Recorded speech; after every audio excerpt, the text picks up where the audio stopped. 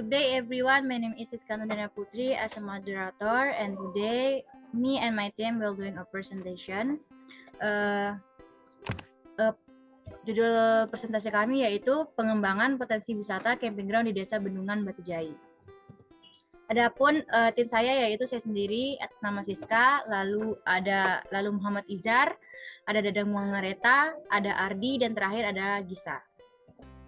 Baik, adapun konten yang akan kami bahas di presentasi kami yaitu pertama, yaitu mencakup tentang latar belakang, membahas apa yang menjadi latar belakang dibuatnya penelitian kami ini. Lalu tinjauan pustaka membahas landasan teori dan konsep kerangka pikir dari kami para penulis. Lalu ketiga yaitu metode penelitian, membahas metode penelitian apa yang kami pilih dalam melakukan penelitian ini. Nah, menurut laporan yang dikeluarkan World Tourism Organization atau WTO dalam ARIDA 2009 mengungkapkan adanya kecenderungan dan perkembangan baru dalam dunia kepariwisataan yang muncul di tahun 1990-an. Lalu, dengan adanya kecenderungan masyarakat global maupun regional maupun nasional untuk kembali ke alam atau back to nature, maka minat masyarakat untuk berwisata ke tempat yang masih alami atau yang menawarkan keindahan alam semakin besar. Sulistiawati 2011. Nah, lalu apa sih yang melatar belakangi kami melakukan penelitian ini? Penelitian ini kami lakukan untuk menganalisis potensi-potensi Bendungan Batujai yang cocok dijadikan daya tarik wisata camping ground, yang kedepannya dapat menghasilkan paket wisata camping ground yang dapat dikelola secara berkelanjutan oleh pengelola. Selanjutnya, kami akan bahas tentang rumusan masalah dan tujuan masalah yang akan dipaparkan langsung oleh tim kami, yaitu Lalu Izar. Baik, saya akan menjelaskan tentang rumusan masalah, yaitu bagaimanakah potensi Bendungan Batujai untuk dikembangkan menjadi paket wisata camping ground. Adapun tujuan masalahnya yaitu untuk mengetahui bagaimana cara mengembangkan potensi wisata yang terdapat di Bendungan Batujai menjadi sebuah paket wisata. Untuk mencapai tujuan masalah kami tidak hanya memfokuskan kepada Bendungan Batujai saja, tetapi kami juga mempelajari dan melihat kondisi masyarakat di sekitar, baik kehidupan adat istiadat maupun kesehariannya. Karena mempelajari karakteristik wisatawan maupun warga sekitar sangat berperan penting dalam pengembangan ini, yang dimana nantinya kami bisa menciptakan paket usaha. Baik, selanjutnya tinjauan pustaka akan dijelaskan oleh salah satu tim kami yaitu Fardiansyah.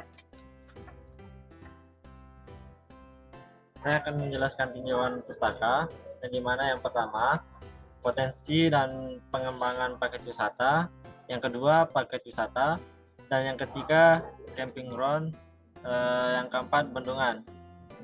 Dan dimana potensi dan pengembangan paket wisata ini menurut periode 2002 dalam studi 2022, menurutnya potensi adalah serangkaian kemampuan mendasar bagi setiap manusia untuk mampu dikembangkan dan dioptimalkan dengan sebaik mungkin. Pengoptimalan ini dilakukan atau dilaksanakan melalui pekerjaan, usaha, dan pembangunan. Dan yang kedua, pembangunan menurut Merriam-Webster yaitu tindakan, proses atau hasil dari pengembangan ide-ide baru. Keadaan sedang mengembangkan proyek dalam pembangunan sebidang tanah yang telah tersedia atau dapat digunakan.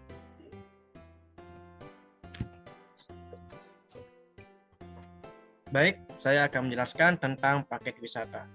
Paket wisata adalah perjalanan yang dibuat oleh Biro Perjalanan Wisata yang meliputi transportasi, akomodasi, serta konsumsi dalam satu harga, menurut Ismayanti tahun 2010. Yang dimana menurut Diske tahun 2001, paket wisata merupakan perpaduan produk wisata yang dikenal menjadi satu kesatuan harga yang tidak dapat dipisahkan satu sama lain.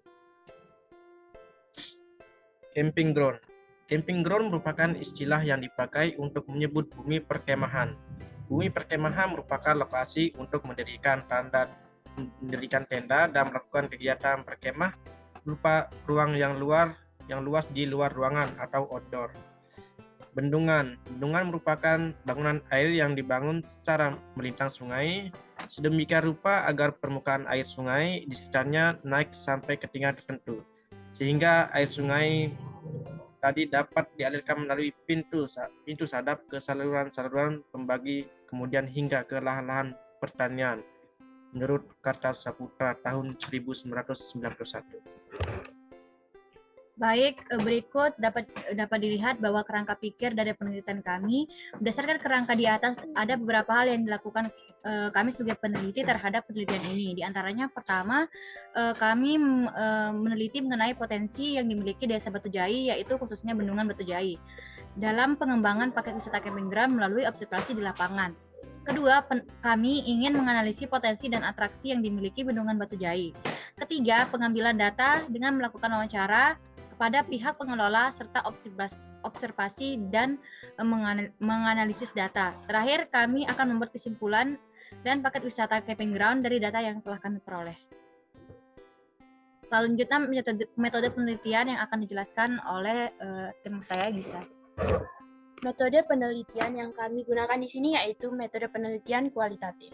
Penelitian yang akan dilakukan ini merupakan penelitian yang bersifat kualitatif, di mana menurut Usman dan Setiadi 2006, penelitian kualitatif adalah penelitian yang memiliki karakteristik yang di mana datanya dinyatakan dalam keadaan sewajarnya atau sebagaimana adanya dengan tidak merubah simbol-simbol atau bilangan.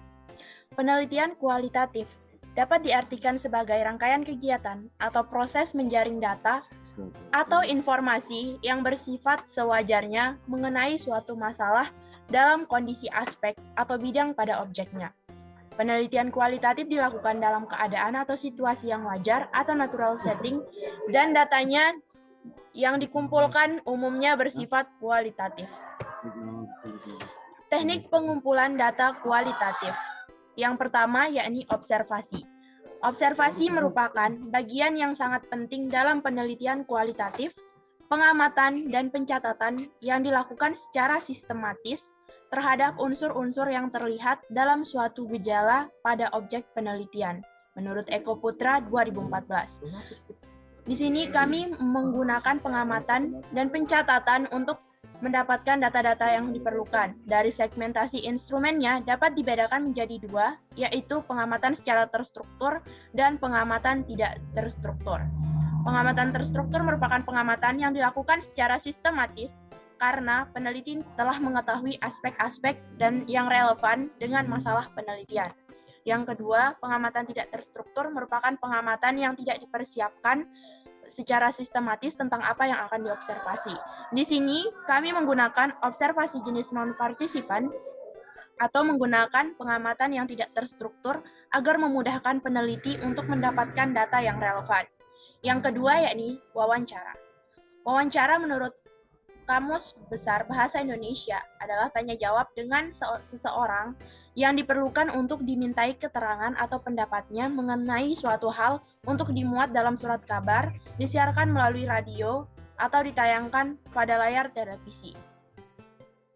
Dalam penelitian ini kami menggunakan teknik wawancara semi-struktur yang di mana pertanyaan telah disiapkan namun diajukan atau ditanya secara tidak terstruktur. Yang ketiga yakni dokumentasi. Menurut Sugiono dalam Nilam Sari 2014, dokumen dapat berbentuk tulisan, gambar, dan karya. Bentuk tulisan seperti catatan harian, biografi, peraturan kebijakan, surat khusus, dan lainnya. Di sini kami menggunakan teknik analisis data yang menggunakan analisis SWOT, di mana analisis SWOT ini merupakan salah satu metode untuk menggambarkan kondisi dan mengevaluasi suatu masalah, proyek, atau konsep bisnis yang berdasarkan faktor internal, yakni kekuatan dan kelemahan, dan faktor eksternal yang berupa peluang dan ancaman. Melalui analisis SWOT ini, kekuatan, kelemahan, peluang, dan ancaman akan dapat diketahui faktor-faktor yang perlu dikembangkan dan ditingkatkan pada waktu yang akan datang dalam rangka pengembangan paket wisata. Ludin Del Monte 2016. The trees of life is growing where spirit never die, and the bright light of salvation shines in the dark and empty skies. Ini menurut Bob Dylan. Surayal Hizmi. Baik, sekian presentasi dari kami. Kami ucapkan terima kasih dan selamat siang.